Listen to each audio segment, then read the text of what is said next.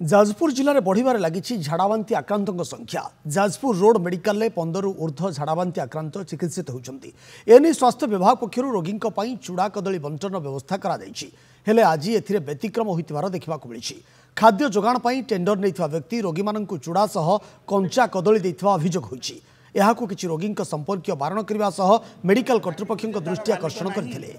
पर मेडिकल स्वास्थ्य अधिकारी खाद्य जोगाउथिबा संपृक्त व्यक्ति को तागिद करिथिबा जणा पड़िछि।